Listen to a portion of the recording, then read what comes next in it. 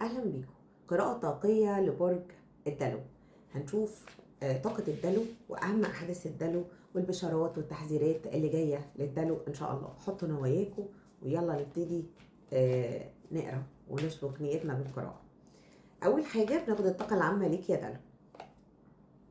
بشوف إن الدلو عنده طاقة مال عالية قوي ما شاء الله. يعني أنت داخل على خطوة كبيرة يا دلو، أو أنت الآن بتحس إن أنت عندك طاقة مال عالية، أو إحساس بالغنى، أو شعور بالقيمة العالية، أو كمان في حاجة وبتاخد حقك فيها وبتاخد مكانتك فيها ماليا وماديا. أول حاجة طلع لك قيمة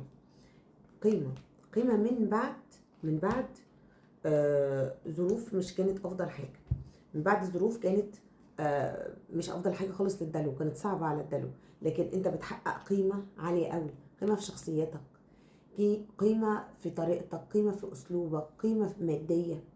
فانت كنت بتمر بظروف وفي نقله كبيره ليك. طيب كمان في فرحه كبيره قوي للدلو، فرحه كبيره الدلو بينتظرها، او مش بينتظرها كمان، ده هو داخل عليها. كمان بشوف ان الدلو كان في حياته حالة انسحاب عاطفي أو مشكلة عاطفية مع شريكه، مع حبيبه، مع شخص قريب منك.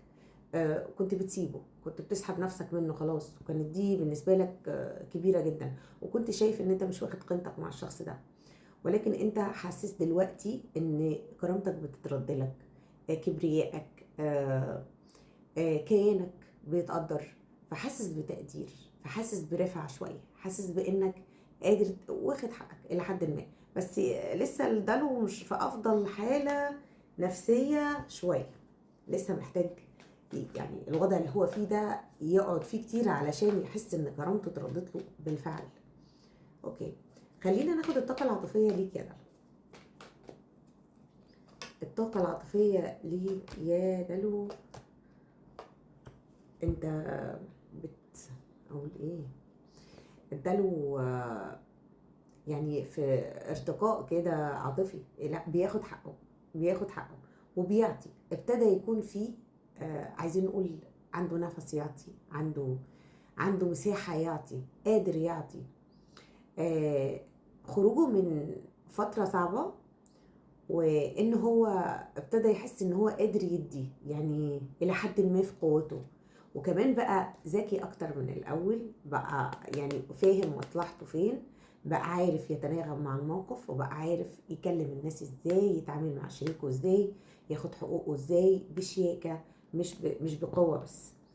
بشوف انه كمان بياخد قرارات تقيلة كبيرة وسايبها كده على ربنا، وهو عارف ان الظروف، يعني هو ماشي الظروف كده، بس عارف ان اللي بيعمله ده مش غلط، وان ربنا يقف جنبه مطمئن. بشوف ان هو داخل على انتصار في حاجة، في علاقة، مش انتصار بس، يعني عايزة اقول ان هو خارج من مرحلة لمرحلة تانية، حقق نقطة تغيير في حياتك، للعلاقة، لشغلك، لحياتك، لصديقك، لحد من عيلتك، قرايبك، مامتك، باباك، حاجة في عيلتك في حياتك، وخاصة علاقة، لأن القراءة عامة وإحنا بنقرأ للجميع.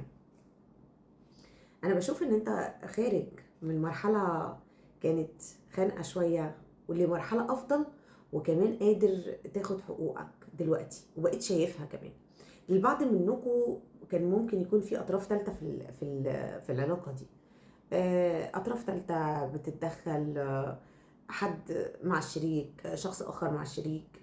الحاجات دي كانت مؤثرة عليك إلى حد ما، والبعض منكم ممكن شغل أو عمل. إحنا بنقرأ قراءة عامة لما بيكون عندي استشارة، أو يكون عندي قراءة زي كده، أنا بحدد القراءة للشخص، فبيبقى عارف بالظبط هي عاطفية ولا مادية ولا إيه. لكن إحنا دلوقتي بنقرأ بطاقة عامة.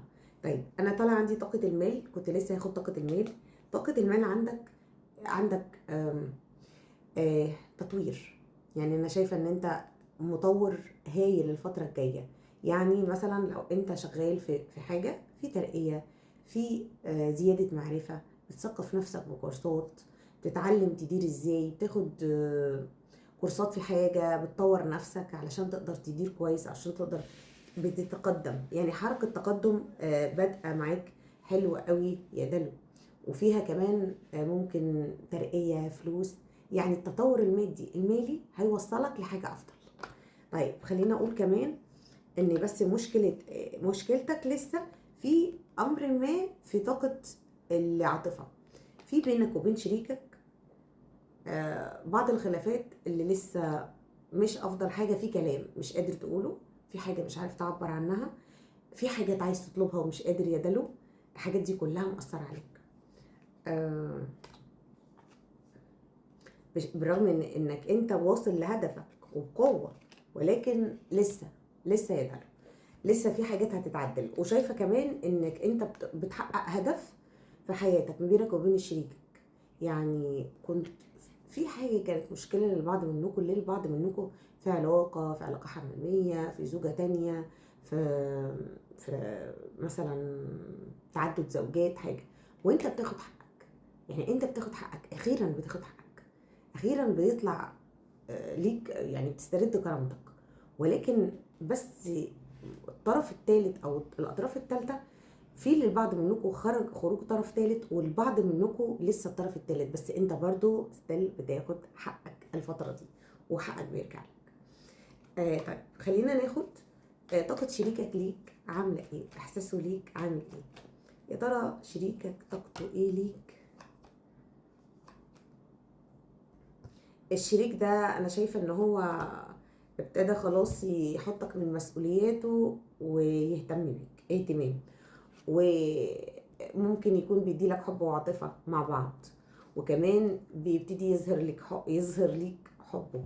وبشوف ان هو بيحاول ان هو يشيلك مخاوف قديمة، او يعوضك، او يعمل لك تعويض ليك يا ده. اوكي، خلينا اقول ان القراءة دي عايزة تقولك من الاخر ان في حياتك فيها تعديلات كتير، وانك انت كنت الفترة اللي فاتت فقد الامل قوي في التعديلات. ولكن انا كان يعني انا شايفة انها عايزة تقولك انت داخل على تطور افضل، ماديا ماليا، كل واحد بياخد الجزء المخصص ليه في القراءة. ماديا ماليا عاطفيا، انت داخل على تطور، على افضل، على شيء اعلى.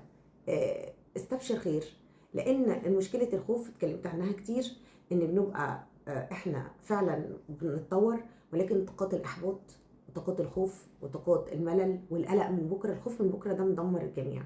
بيبقى حياته خلاص داخله على تطور، وان شريك حياته هيتظبط معاه، وان مثلا مشاكل معينه هتخلص من حياته، ولكن هو احساس الخوف، احساس الازعاج، احساس القلق من بكره بيأثر عليه وبيوقف له حاجات كتير جدا.